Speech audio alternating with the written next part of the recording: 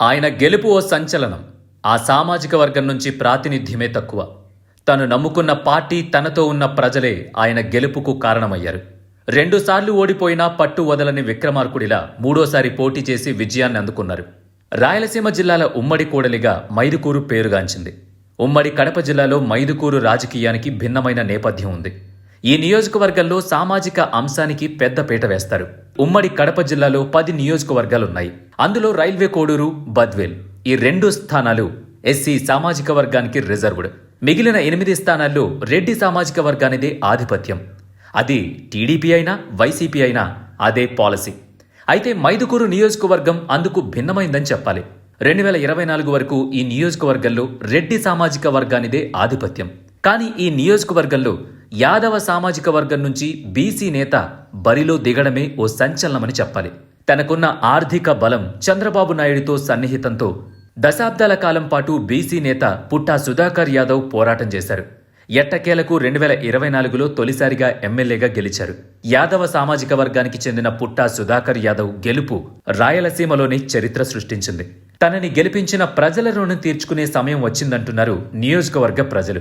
మరి తొలిసారి ఎమ్మెల్యేగా గెలిచిన సుధాకర్ యాదవ్ ప్రజలకు చేరువయ్యారా అనే విషయాన్ని పరిశీలిస్తే ప్రస్తుతం నిర్వహించిన 2-3 సర్వేల్లో ఓ దాంట్లో రెడ్ జోన్లో ఉండగా మరో దాంట్లో ఆరెంజ్ జోన్లో ఉన్నారు.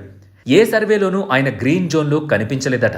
ప్రజల్లో పుట్టా పట్ల పెద్ద సానుకూలత అయితే కనిపించడం లేదని స్పష్టమవుతోంది. అందుకు కారణం ఆయన నియోజకవర్గంలో ఎక్కువ సమయం ఉండకపోవడమే. రాజకీయంగా ఆయనకు మద్దతున్నా, పార్టీ పరంగా మంచి సానుకూల వాతావరణం ఉన్నా ప్రజల్లో ఆయన ఇంకా దూసుకుపోవాల్సిన అవసరం ఉందని చర్చ నడుస్తోంది. ఇక ఎన్నికల సమయంలో ప్రతి గ్రామానికి శ్మశానాలను నిర్మించేస్తానని హామీ ఇచ్చారు.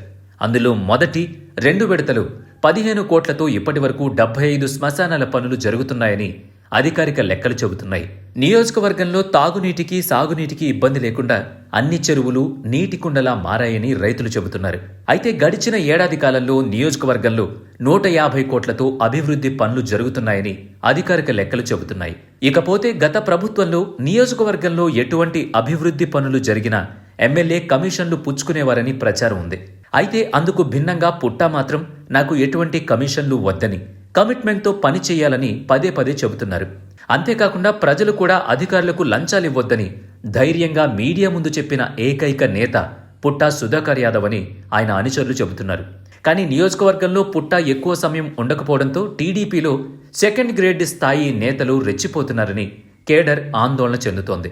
పార్టీ కోసం కష్టపడిన వారికి కాకుండా ఎన్నికల చివరి సమయంలో వైసీపీ నుంచి టీడీపీలోకి వచ్చిన వారికి మాత్రమే పనులు జరుగుతున్నాయని, మరోవైపు నియోజకవర్గంలో వైసీపీలో ద్వితీయ శ్రేణి నేతలకు కూడా టీడీపీలోని ద్వితీయ శ్రేణి నేతలు అండగా నిలబడి వారికి పనులు చేయిస్తున్నారని తెలుగు తమ్ముళ్లు ఆవేదన చెందుతున్నారు. ఈ విషయంపై పుట్టా దృష్టి పెట్టాలని తెలుగు తమ్ముళ్లు చెబుతున్నారు. తన సొంత సామాజిక వర్గం నేతలకు గౌరవం తప్ప పనులు జరగడం లేదంటూ అసంతృప్తి చెందుతున్నారట. ఇకపోతే రేషన్ బియ్యం మాఫియాకు మైదుకూరు అడ్డాగా ఉందని విమర్శలొస్తున్నా ఆయన మాత్రం పట్టించుకోవడం లేదట. అయితే ప్రతిపక్ష నేత వయోభారం వలన యాక్టివ్గా లేకపోవడం పుట్టాకు కలిసొచ్చే అవకాశం. సరైన నేత దిగితే పుట్టాకు కష్టాలు తప్పవని టాక్. మరి పుట్టాకు వచ్చిన అపూర్వ అవకాశాన్ని నిలబెట్టుకుని మైదుకూరును తన కంచుకోటగా మార్చుకుంటారో లేదో వేచి చూడాల్సిందే.